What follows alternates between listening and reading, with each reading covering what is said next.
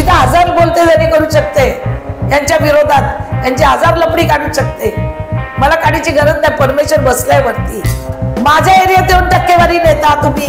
मी या गरीब लोकांच्या मतातून, या गरीब लोकांच्या प्रेमातून मी इथपर्यंत आलेले आहे. छोटं मेलं मला टेबल टाकायला तरी जागा द्या, इथपर्यंत मी त्याला लोकांची बोलली. कार्यालय एका काँग्रेसच्या लीडरचं आहे, तरी त्यांनी बीजेपीच्या कार्यालयासाठी जागा मागितल्यावर तू ताबडतोब दिलं. चणे शेंगदाणे आणून द्यायचे तेही आम्ही काढलेले आहे कठड्यावर बसून. तर तुम्हाला जी बातमी कळली तर मागायला कोण तिकीट गेलेलं ते सांगा. तर मी पाटील आहे मुळात, आणि रिअल पाटील आहे, अस्सल पाटील आहे. म्हणजे मी क्षत्रिय आहे, माझी जातही क्षत्रिय आहे. मी तिथे फक्त मंदाताई आणि मंदाताईच आमची उमेदवार असणार आहे. त्या बिल्डरांकडनं कुठे कोणी पैसे घेतले माझ्याकडे लिस्ट आहे.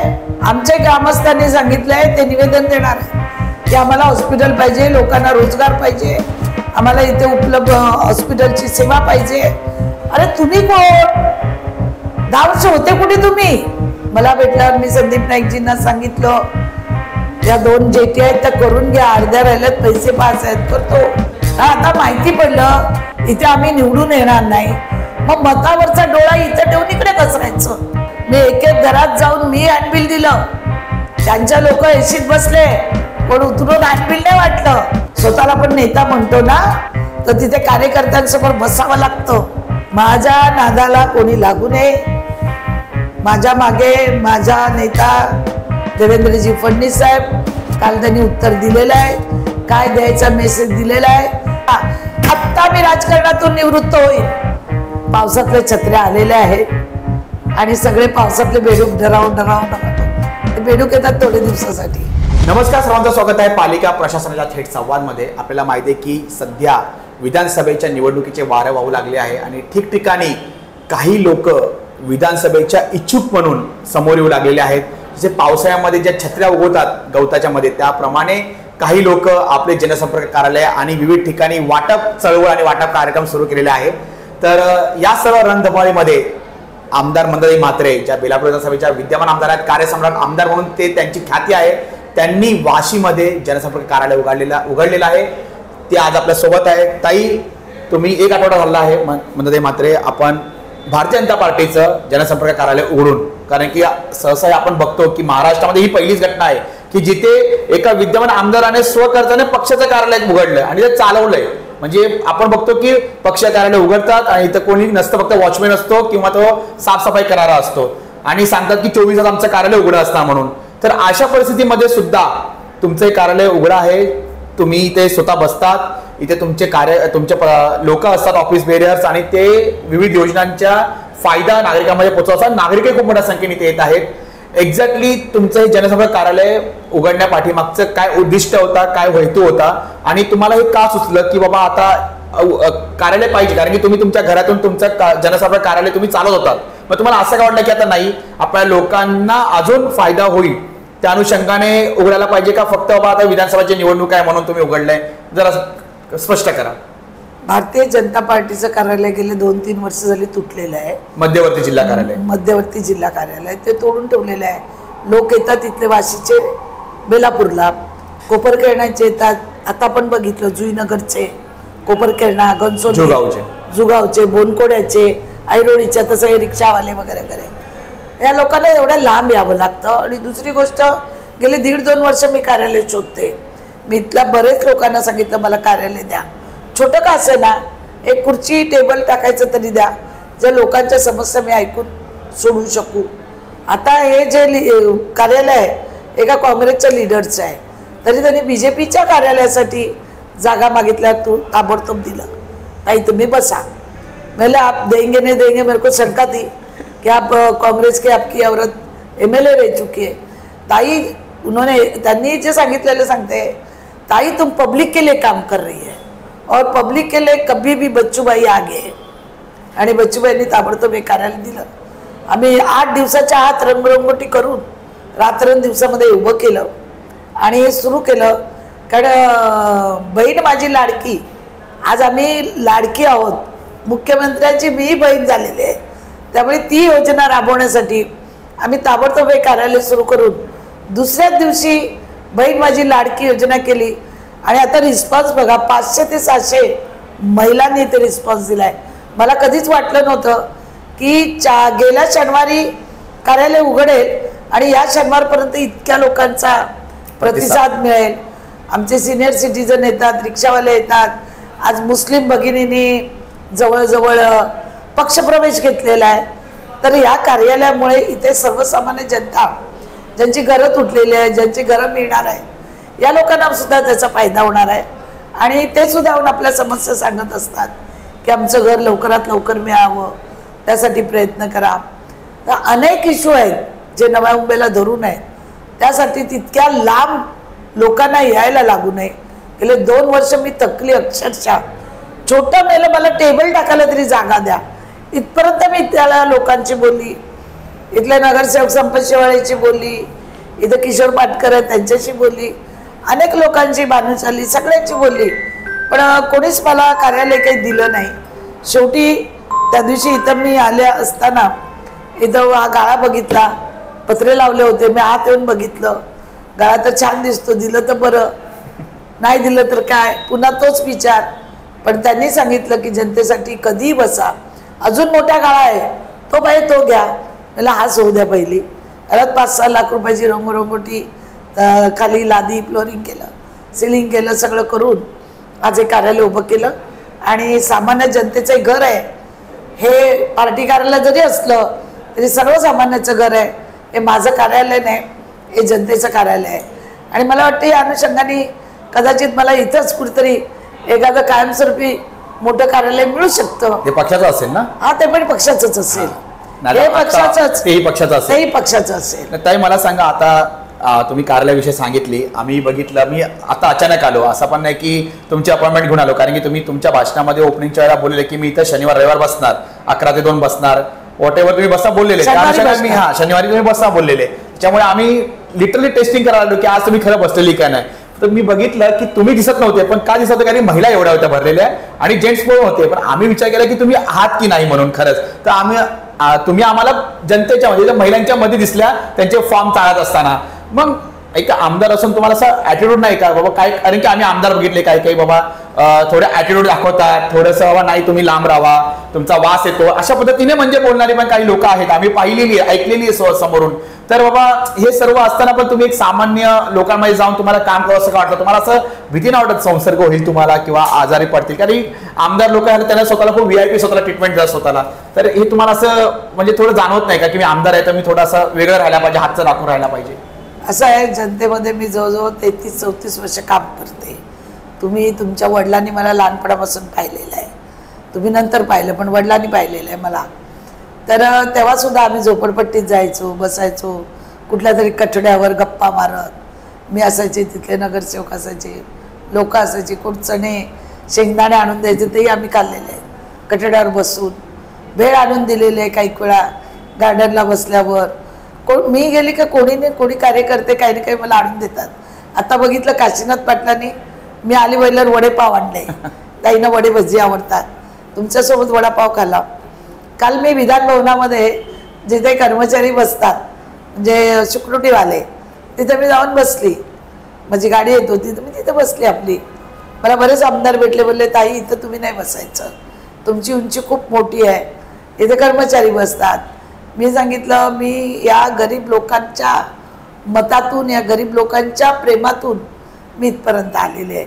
मी काय मुळातली श्रीमंत नव्हती, मी गरिबी खूप पाहिले, कष्ट खूप केले आणि कष्टातून मी आज इथपर्यंत आलेली. लोक मंदामात्रे बघतात आहेत, मंदामात्रेचे मागचे कष्ट कोणाला माहिती नाहीत. त्यावेळी मी तुमच्यासोबत वडापाव खाऊ शकते. कोविड काळात मी फिरत होती म्हणून 2दा मला कोविड झाला.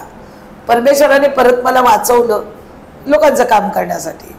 नाही तर कितीतरी कोविडमध्ये लोक गेली पण मी वाचली. त्याचं कारणच आहे की लोकांना आणि देवालाही माहिती आहे की खऱ्या अर्थाने जनतेची सेवा करायला मंदामात्रेला अजून जिवंत ठेवलं पाहिजे. ताई सध्या नवी मुंबईमध्ये आपण बघतो, खास करून विशेषतः बेलापूर विधानसभेमध्ये वाटप चळवळ जोरात चालू आहे. कोण वया वाटतंय, फोल्डर वाटतंय, कोणी छत्र्या वाटतंय, तुम्ही काय वाटणार ते सांगा? कारण की जनता तुमची पण वाट बघते. काही लोकांनी वाटलं एवढं, तुम्ही काय वाटतं? कारण की त्यांचे चांगले त्यांना सुखीचे दिवस आलेले आहेत. तुम्ही पण काहीतरी वाटावं, तुम्ही काय वाटणार ते सांगा. आणि तुम्ही दरवर्षी वाटत तसं म्हणलं तर यावर्षी काय वाटणार? मी दरवर्षी पीपल एज्युकेशनची जी गरीब मुलं आहेत त्यांना वह्या पुस्तकं दप्तर वाटते. पीपल एज्युकेशन ती शाळा जी बाबासाहेब आंबेडकरांनी त्याची स्थापना केली आहे, डॉक्टर बाबासाहेब आंबेडकरांची ती शाळा आहे. आणि त्यात सगळे गरीब विद्यार्थी शिकतात. आणि त्या गरीब विद्यार्थ्यांसाठी मी आजच नाही, ज्यापासून मी नगरसेविका झाली, सिनियर सिटीजनसाठी छत्र्या असतात, औषधं कॅम्प असतात. या दिवसात सगळीकडे माझे आरोग्य कॅम्प असतात. मी काही पावसात उगवलेली छत्री नाही की आता काम झालं आणि अडगळीत टाकली, पुन्हा वर्ष आलं का निघाली. मी दरवेळी आपण बघितलं असतात तुमच्याच तिथे पंजाब भवनमध्ये छत्र्यांचे फोटो आहेत, पुस्तकांचे फोटो आहेत. आणि सर्वसामान्यातला गरीब विद्यार्थी जो 12वीचा आहे त्याला गरज आहे, त्याला मी पुस्तकं, वह्या, छत्री, रेनकोट, जे त्यांना दप्तर हे देते. कारण त्या लोकांना, त्या कॉलेजच्या मुलांना गरज असते. कसं तरी आईवडील शिकवत असतात, लहान मुलांना देतोच. नाही म्हटलं तर 30 ते 40 हजार वह्या दरवर्षी माझं वाटप आहे. आताही माझ्या वह्या बनतात आहेत. पावसाळा असल्यामुळे ते लेबल जे लावतो ते सुकायला वगैरे वेळ जातो. अधिवेशन कालच संपलं, पुढच्या हप्त्यापासून कार्यक्रम चालू होतील. 2000 छत्र्यांचं वाटप आहे आता ज्येष्ठ नागरिकांना. प्रत्येक ज्येष्ठ नागरिकाला छत्री मिळेल म्हणजे तुमची? जिथे जिथे प्रत्येक नोडमध्ये 200 ज्येष्ठ नागरिक केंद्र आहेत, ज्येष्ठ नागरिकांना तिथे आम्ही त्यांना देणार आहोत. तुमचं एक म्हणजे स्कीम पण बघितलेली की तुम्ही कम्प्युटर्स द्यायचे, म्हणजे खूप दिलेत कम्प्युटर्स, तुम्ही पुस्तकं द्यायचे. जरा विद्यार्थ्यांना तुम्ही जर अपील केलं तर खूप बरं होईल की तुम्हाला पुस्तका बाबतीमध्ये तुम्ही जरा विद्यार्थ्यांना अपील करा. आपण त्यांना आता काय करतो, त्यांना ना रफ लिहिण्यासाठी वह्या लागतात मोठ्या. आपण त्या मोठ्या वह्या बनवून देतो, छोट्या पण नाही, मोठ्या लांबच. इथे सुद्धा लॉंग बुक, सर्व लांब बुक्स त्या पण देतो. विशेष करून 11वी 12वीच्या विद्यार्थ्यांना देतो, कारण त्यांना खूप ती गरज असते. बरोबर. त्यांना गणित वगैरे सोडवण्यासाठी वगैरे. आता काही पाटी राहिली नाही आमच्या जमान्यातली. पहिला मी पाटीवर करायचो, पुसायचो, पाटीवर करायचो, पुसायचो. आता रफ वहीमध्ये त्याच्या पानावर बाइंडिंग करतात लोक. आम्ही बाइंडिंग करून सुद्धा मी वह्या वापरल्यात स्वतः. मला लोकांची पुस्तकं आली, वह्या आल्या रद्दीतल्या का त्यांचं आम्ही वह्यांची पानं पाडून आई आम्हाला रुद्दी लावून बाइंडिंग करून द्यायची. त्याही वह्या आम्ही वापरल्यात. एखादा नगरसेवक, जेव्हा आमच्या शाळेला मी म्युन्सिपाल्टी शाळेत शिकली, तर एखादा नगरसेवक आला, तो कंपोस आहे, पया आहेत, पुस्तकं, आम्ही आतुरतेने वाट बघायचो की किती टायमाला नगरसेवक येईल आणि आम्हाला मिळेल. आम्ही तेही दिवस पाहिलेले आहेत. त्याच्यामुळे गरिबी काय आम्हाला माहिती आहे. म्हण आहे की गरिबी आली तर धीर सोडायचा नाही, आत्महत्या करायची नाही. आणि श्रीमंती आली तर तो रुबाब लोकांना दाखवायचा नाही.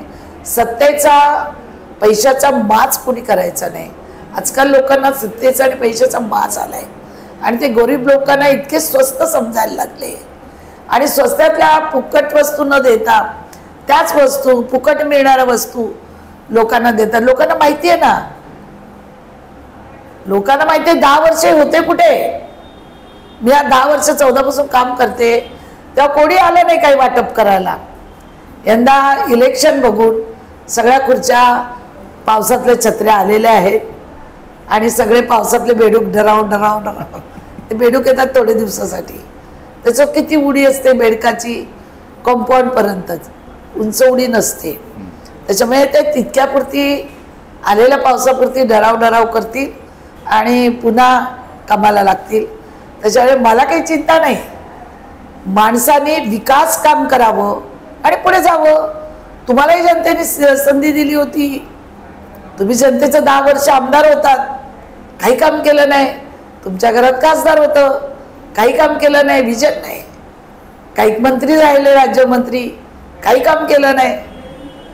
बेलापूर मतदारसंघ हा चांगला बांधल्यामुळे बीजेपीचं मतदान बघू आपल्या इथं आपण काही काम केलं नाही. यायचं स्टंटबाजी, पेपर झळकायचे, मी ह्याम करीन त्याम करणारे लोक तुम्हाला बघून बघून कंटाळली, म्हणून 14 मध्ये मला निवडून दिलं.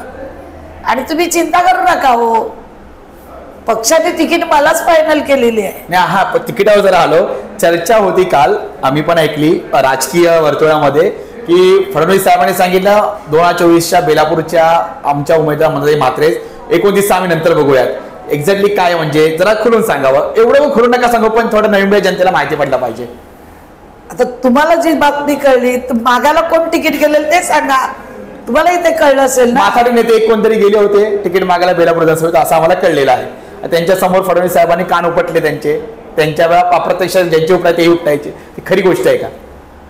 असं आहे की या गोष्टी आहेत या मीडियासमोर बोलायच्या नसतात खरं म्हणजे. पण काल तिथे आम्ही सगळे मतदान चालू होतो, गंभीर विषय होते सगळे. अशा गंभीर विषयामध्ये देवेंद्रजी खूप त्या मतदानात गुंतलेले होते, कारण संपूर्ण राज्याचं लक्ष भारतीय जनता पार्टीच्या 5 उमेदवारावर लागलेलं होतं.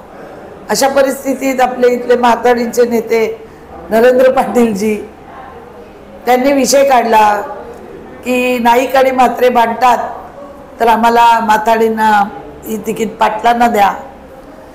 तर साहेब बघून हसायला लागले माझ्याकडे. मी बसली होती, दरेकर साहेब होते आमदार, लाड होते, सगळे आमचे आमदार होते तिथे वगैरे. विषय निघाला तर साहेब बोलले की ते म्हणाले मी पाटील आहे मला द्या म्हणून. तर मी मस्तीत म्हणाली मी पण मूळची पाटील आहे, माहेरची. माझ्या वडिलांनी, माझ्या आजोबांनी, माझ्या काकांनी पाटीलकी निभावलेली आहे. तर मी पाटील आहे मुळात आणि रिअल पाटील आहे, अस्सल पाटील आहे. म्हणजे मी क्षत्रिय आहे, माझी जातही क्षत्रिय आहे. कोणाला माहिती नसेल पण आम्ही क्षत्रिय तर आगरी लोक. फार कमी लोकांना माहिती आहे की आगरी लोक क्षत्रिय आहेत म्हणून. हे लढाऊ आहेत, हे भात आणि मिठाची शेती करणारे आहेत आम्ही. तर त्याच्यामुळे आम्ही मी पाटील आहोत. साहेब डायरेक्ट म्हणाले की तिथे फक्त मंदाताई आणि मंदाताईच आमची उमेदवार असणार आहे. मग हॉस्पिटलचा विषय निघाला, बेलापूरच्या मेडिकल कॉलेज आणि ते गावाल्यांना घेऊन स्टंटबाजी करतात आहेत. तर ते भूखंड जो होता, जे 40+ वाले त्या भूखंडावर 20-25 वर्ष मॅच खेळायचे, तो भूखंड सिडकोने एका बिल्डरला दिला. त्यावेळी तिथे आम्ही लढाई का न केली? त्यावेळी तिथले नेते काय करत होते, आता मी शब्द नाही वापरत. त्या बिल्डरांकडनं कोणी पैसे घेतले माझ्याकडे लिस्ट आहे. तो प्लॉट का सोडला 40+ वाल्यांनी? आणि तिथल्या नेत्यांनी जो माझ्या इथे स्टंटबाजी करायला पाठवतो, आता मी त्याला प्लॉट काढून दिला ना सिडकोतून. आमच्या ग्रामस्थांना खेळण्यासाठी भूखंड पाहिजे, तो काढला मी बेलापूरला, कोर्टाच्या बाजूला आहे. नाही आपला बेलापूर गावामध्ये नाही, आमच्या बेलापूर गावामध्ये जिथे आम्ही कुस्ती खेळायचो, ते कुस्तीचं भंगारचं मोठं गोडाऊन होतं 6 एकरचं, ते दिलं मला स्टेडियम म्हणून. तो काय त्याचा फोटो लागलाय, घ्या तो फोटो. आता जाताना तुम्ही असं मोठं स्टेडियम बनतं, खेळायचं मैदान बनते, दाखवा ग्रामस्थांना. आमच्या ग्रामस्थांनी सांगितलंय ते निवेदन देणार आहे की आम्हाला हॉस्पिटल पाहिजे, लोकांना रोजगार पाहिजे, आम्हाला इथे उपलब्ध हॉस्पिटलची सेवा पाहिजे आणि आम्हाला हे मैदान सिडकोने आता दिलंय, आम्ही तिथे खेळणार आहोत. आमची प्रकृती, शारीरिक व्यायाम सगळं तिथे होणार आहे. त्यासाठी मी 20 कोटी पण आणले, डिक्लेअर पण केलं, सगळं काही झालेलं आहे. ही कशाला स्टंटबाजी? हे स्टंटबाजी निवडणूक बघून आम्हाला उभं राहायचंय. अरे तुम्ही कोण? 10 वर्ष होते कुठे तुम्ही? मला सांगा. 10 वर्षामध्ये मी 2004 मध्ये आमदार झाली विधान परिषदेची. त्यावेळी दिवा आणि घनसोलीत 2 जेटी बनवल्या. त्या जेटी अर्ध्या राहिल्या. नंतर 1 कोटी फंड आला. तिथले त्यावेळेचे आमदार कोण होते? संदीप नाईक. मी संदीप नाईकला पर्सनल बोलली. जरी आमची लढाई झाली होती 14, तरी मला भेटल्यावर मी संदीप नाईकजींना सांगितलं त्या 2 जेटी आहेत त्या करून घ्या, अर्ध्या राहिल्यात, पैसे 5 आहेत, करतो. का केले ना? आज 15 वर्ष झाली. ते 10 आणि 5 गेले. आता त्यांचे वडील होते. दिवा जेटी का अजून अर्धी राहिले? गाववाल्यांची आहे ना, भूमिपुत्रांची आहे ना, घनसोलीची आहे ना. आज तुम्हाला सांगते, लँडमध्ये या बोनकोड्याचे, गोटोलीचे, ऐरोडीचे, घनसोलीचे ही जी लोक या ब्रिजमध्ये अफेक्टेड झाले, त्यांना पैसे कुठे आणून दिले? 2-2, 4-4 लाख मी आणून दिले. ऐरोडीचे आता किती लोक आले आहेत? किती बसलेत रॅशन कार्डसाठी, आधार कार्डसाठी, त्यांच्या फॉर्मसाठी. संपूर्ण हा कुठला गाव आलाय की आमचे बहीण माझी लाडकी भरा. मग इथं काम का करत नाही? आता माहिती पडलं इथे आम्ही निवडून येणार नाही, मग मतावरचा डोळा इथं ठेवून इकडे घसरायचं. जनता सुज्ञान आहे, ही काय वाची आहे? इतकी लोक हुशार आहेत, सुशिक्षित आहेत. नरेश म्हस्के साहेब खासदारकीला उभे राहिले, कोणी काम केलं? मी एक एक घरात जाऊन मी हँडबिल दिलं. त्यांच्या लोक एसीत बसले, कोण उतरून हँडबिल नाही वाटलं. माझ्याकडे फोटो आहेत, आमच्याकडे, तुमच्याकडे आहेत. निरंजन डावकरे उभे राहिले, कोणी प्रचार केला? कोण घराघरामध्ये हँडबिल घेऊन गेलं? 3,500-4,000 हजार लोकांच्या घरात आमची मुलं पोचली. निवडणुकीच्या दिवशी काय झालं सगळ्यांना माहिती आहे. मी पावसात दिवसभर बसून होती. स्वतःला पण नेता म्हणतो ना, तर तिथे कार्यकर्त्यांसमोर बसावं लागतं. बरोबर. तुम्ही जे आता बोललात ना की तुम्ही वडापाव खाता, कुठेही बसता, जो कार्यकर्ता बरोबर बसतो ना, 4 वेळा फोन केला तुमचा कोण फोन उचलत नाही, ही तुमची ख्याती आहे. बरोबर. असं चर्चा तर आहे. माझ्या नादाला कोणी लागू नये. माझ्या मागे माझा नेता देवेंद्रजी फडणवीस साहेब, काल त्यांनी उत्तर दिलेलं आहे, काय द्यायचा मेसेज दिलेला आहे. त्यांना माहिती आहे की ताईला काय, एक बाई आहे मी, एक बाई 17 पुरुषांना भारी झाली, एक नारी सब पे भारी. अभी सब आ जाओ वापस एक नारीला छळायला. माझे तर कधीतरी बदुआ पण लागतील. मी तर काल एकाला बोलली की तुझी इंटरव्ह्यू दिले खोटी, जे आमच्या समाजात भांडण लावायची इंटरव्ह्यू दिले, तुला माझी बदुआ लागेल. मी बोलायला नाही पाहिजे, पण तुम्ही इतकं खोटं बोलू शकता, ते पण मंदा मात्रे समोर. एवढे बिल्डर आहेत त्या वाशीला, 15 प्रोजेक्ट चालू आहे. एक बिल्डरने सांगावं की मंदाताईने आम्हाला फोन केला आणि 5 रुपये मागितले. माझ्या एरियात येऊन टक्केवारी नेता तुम्ही. तुम्हाला रिडेव्हलपमेंट बघून प्रत्येकाला बेलापूर पाहिजे. जनतेला सांगते सावध राहा. हे तुमच्या घरावर नजर ठेवून इकडे आलेले आहेत. तुम्हाला घरं मिळून देणार नाहीत, मोठी देणार नाहीत, सुरक्षित देणार नाहीत, वेळेत देणार नाही. फक्त रिडेव्हलपमेंट. कुठे चालले तिथे यायचं, तिथल्या लोकांना बोलवायचं, तिथले कार्यकर्ते फोडायचे, त्यांना लाख लाख रुपये द्यायचे, सोसायटीला आणायचं, अध्यक्ष सेक्रेटरी पटवायचे. एकाही अध्यक्ष सेक्रेटरीने सांगितलं आज की मंदाताई आमच्याकडे आल्या का फोन केला, आत्ता मी राजकारणातून निवृत्त होईल. नाही तर यांनी दाखवून द्यावं की माझ्या इथे येऊन किती पैसे घेतलेत ते आणि किती प्रकल्प घेतलेत आणि प्रोजेक्ट. हे ठामपणे सांगायला मरची छाती लागते. समजलं ना? एका बाईशी लढता, एका आईशी लढता, एका स्त्रीशी लढता, एका बैलीशी लढता. तुमच्यात ताकद आहे ना, हिम्मत आहे ना, तर खरे या ना. असे हे वाटून ते वाटून ह्याला लाख रुपये द्यायचे, बोलता धनी करायचे. मी तर 1000 बोलते धनी करू शकते यांच्या विरोधात, यांची 1000 लपडी काढू शकते. मला काढीची गरज नाही. परमेश्वर बसलाय वरती, तो बघतोय सगळ्यांना आणि तो बघणार 2 महिन्यांनी 3 महिन्यांनी काय होणार नाही. ताई, ते तुम्ही जसं कॉलेजचं बोलला, मेडिकल कॉलेज आणि ह्याचं सर्व बोलला, मला सांगा की मुख्यमंत्र्यांचे जे आरोग्य सहाय्य निधी आहे त्याच्यावर तुम्ही खूप लोकांना सहकार्य केलेलं आहे. काल पण मला दिलं ना. आणि ऍक्च्युली महत्वाची गोष्ट की ते बोला नाही पाहिजे, परंतु तरी सुद्धा तुम्ही ते कार्य खूप चांगलं केलं. कारण की माझ्या अंगावर शहारा येतो, कारण की मला माहिती आहे की हॉस्पिटलमध्ये काय खर्च असतो. आणि ती मग म्हणजे मी एका महिलेचं म्हणजे एका ज्वेलर ठिकाणी उभं होतो, ज्वेलर्समध्ये उभा होतो, मित्र आहे माझा ज्वेलर्स. तर एक बाई मंगळसूत्र ठेवायला आलेली. तर तो म्हणजे एक 3-4 वर्षापूर्वीची गोष्ट आहे, म्हणजे कोविडच्या थोड्या आसपासची. तर त्यांनी विचारलं होतं मंगळसूत्र का ठेवते. मग ते माझा म्हणजे अंगावर येतं, मला काटा येतो आज एक गोष्ट बोलायला, किंवा ते माझा नवरा जो आहे ना तो हॉस्पिटलमध्ये मृत्यूशी झुंजतोय आणि जर मी त्याच्यासाठी कामाला येऊ शकत, मंगळसूत्र कामाला आला तर त्या मंगळसूत्राचा फायदा काय. अशा परिस्थितीमध्ये तुम्ही ही गोष्ट लोकांना भेटून देतात आणि खूप म्हणतात ना की खूप आशीर्वाद मिळतात प्रत्यक्ष. तर तरी सुद्धा येणाऱ्या काळामध्ये अशी वेळ कोणावर येऊ नये. तर तुमचं एक नागरिकांना काय आव्हान असेल त्या बाबतीत? आता मी तुम्हाला खरं तर तुम्ही चांगला विषय घेतला आणि माझ्याही मनातला घेतला. माझाही रेल्वेत अपघात झाला. माझे 2 पाय अपंग आहेत, पण मी शरीराने आणि मनाने, शरीराने मी अपंग आहे पण मी मनाने अपंग नाही, हे लोकांनी विसरू नये. शरीरात मला चालता येत नाही, माझ्यावर टीका करतात. आम्ही 5 धावतो, आम्ही 5 जिने. काही कार्यकर्ते बोलतात बोलताना, आमचे साहेब किती जिने चढतात, चालतात.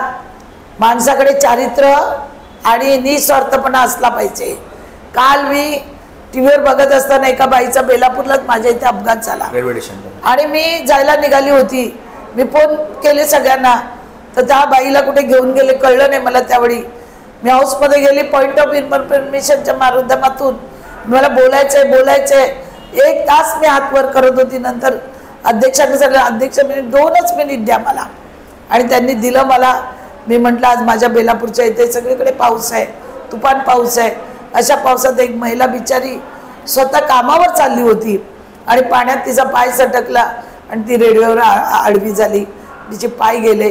साहेब मुख्यमंत्रींना सांगा, आपणही सांगा, 5 लाख रुपये तिला द्या ताबडतोब मुख्यमंत्री निधीतून, सहायता निधीतून, बरं होईल म्हणून. सगळं स्वतः अध्यक्ष एकदम असे झाले पटकन. मी जेव्हा बोलली तिचे पाय गेले तर 2 मिनिटं अध्यक्षांचे सुद्धा डोळे असे झाले एकदम, कारण ते दृश्य कसं असेल. पण माझा स्वतःचा रेल्वेत पाय गेलेला आहे. मला माहिती आहे, मी कल्पना करू शकते की त्या बाईला काय. त्यानंतर त्या मुलाला कळलं टीव्हीतून. त्या मुलाने फोन केला आमच्या पीएला की मला पण ताईचं लेटर द्या, एवढं MGM मध्ये खर्च आहे. मी लगेच फोन केला, असा खर्च घेऊ नका इतका तुम्ही, मी आहे इथं, मी भेटते तुम्हाला.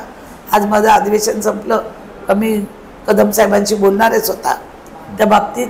आणि असा प्रसंग कोणावर येऊ नये, परमेश्वराला प्रार्थना करते येऊ नये. परवाच या निधीसाठी मुख्यमंत्र्यांनी मला जो 25 लाख रुपये जे या महिन्यातले दिलेत, कोणाचा हार्ट आहे, कोणाची किडनी आहे, आणि माझ्या हातात लेटर दिलं. या पहिल्याचे तत्कालीन मुख्यमंत्र्यांकडनं 2.5-3 कोटी रुपये मी आणले होते. या मुख्यमंत्र्यांकडे सुद्धा माझं कोटीच्या वर माझा पैसा गेलेला आहे. आणि यांनी सुद्धा सरळ असते कायदा कक्षाच्या बाहेर जाऊन पैसे दिलेले आहेत.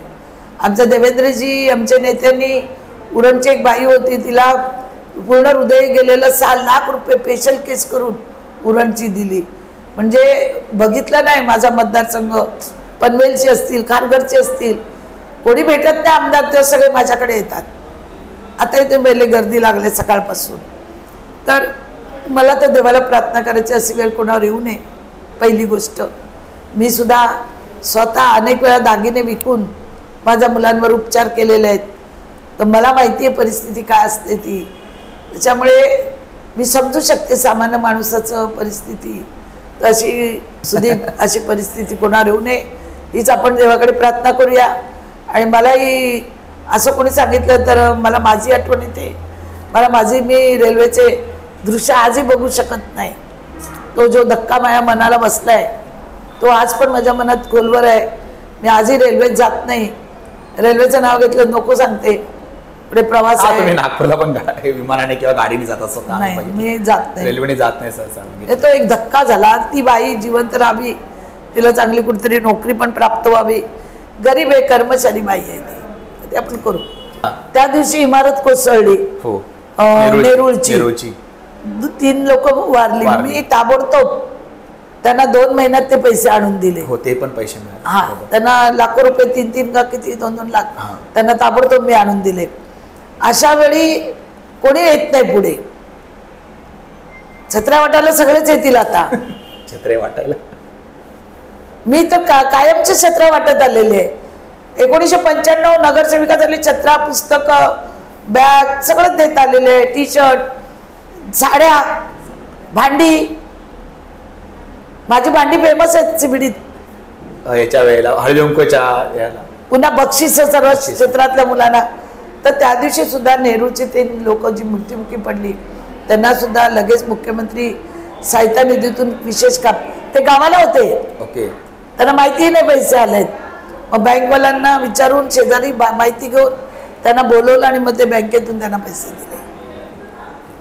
तर आमदार मंदाताई म्हात्रे यांनी स्पष्टपणे अनउल्लेख करत जे उत्तरं द्यायची आहे, ज्यांनी रुमर्स फिरवलेले आहे ह्या नवी मुंबई शहरामध्ये, मग बेलापूर विधानसभा असू दे किंवा ऐरोली विधानसभा असू दे आणि थेट मंत्रालय असू दे किंवा विधिमंडळ असू दे, जे काही रुमर्स फिरवले होते त्या रुमर्सच्या बाबतीमध्ये आमदार मंदाताई म्हात्रे यांनी उल्लेख, त्यांचं बरी नाव नाही घेतलं असेल तरी पण जे ते ऐकत आहेत आणि ज्यांना ती गोष्ट पोचलेली आहे, आणि सर्वात महत्वाची गोष्ट म्हणजे की देवेंद्र फडणवीस यांनी जो किस्सा म्हणजे सांगितला आमदार मंदाते म्हात्रे, जो आम्ही ऐकत होतो, आमदार मंदाते म्हात्रे मनमोकळेपणाने सांगितलं, कारण की ते ताई क्लिअर आहे त्यांच्या बोलण्यामध्ये, स्पष्टपणे उल्लेख, ट्रान्सपरन्सी ठेवली आणि देवेंद्र फडणवीस यांनी क्लिअर कट सांगितले की बेलापूर विधानसभेचे 2024चे आमदार विद्यमान आमदार मंदाते म्हात्रेच असणार आहे. त्याच्यामुळे पाटील, नाईक, म्हात्रे, भोईर जे काही लोक प्रयत्न करत आहेत मंदाते म्हात्रे यांच्या तिकिटाला कुठे काही खाली खेचण्याची, त्यांना कुठेतरी आव्हान थेट देवेंद्र फडणवीस यांचंच आता आहे, असं जर मी बोललो तर काय वावगं ठरणार नाही. त्याच्यामुळे आता आमदार मंदाते म्हात्रे, कार्यसम्राट आमदार, तिसऱ्यांदा आमदार म्हणून जे हायट्रिक साधणार, ह्यावर शिक्कामोर्तब ह्या जनसंपर्क कार्यालयामधले जर आपण पाहिलं गर्दी एकूणच आणि सर्व इथला कारभार जर आपण पाहिला तर असं वाटतं की मंदाते म्हात्रे पुन्हा एकदा या बेलापूर विधानसभेच्या 151च्या तिसऱ्यांदा आमदार हायट्रिक मारणार आमदार होऊन असंच साधारणपणे जनतेने शिक्कामोर्तब केलेलं आहे. तर येणाऱ्या 50 ते 60 दिवस राहिलेले आहे आता विधानसभेच्या निवडणुकीला, तर घोडा मैदान असं दूर नाहीये, जनता मंदाते म्हात्रे यांच्या सोबत आहे हे त्यांनी त्यांच्या संवादातून पण आपण ऐकलं आणि आपण इथल्या कार्यालयाचा सर्व काही गोष्ट आहे ती आपण पाहिल्यावर, ही सर्व आपण एक गर्दी पाहिल्यावर आपल्याला ही समोरच आलेली आहे, निदर्शनास आलेली आहे. तर ताई, आपल्याला येणाऱ्या विधानसभा निवडणुकीसाठी खूप खूप शुभेच्छा आणि जनसेवेसाठी खूप खूप शुभेच्छा. धन्यवाद.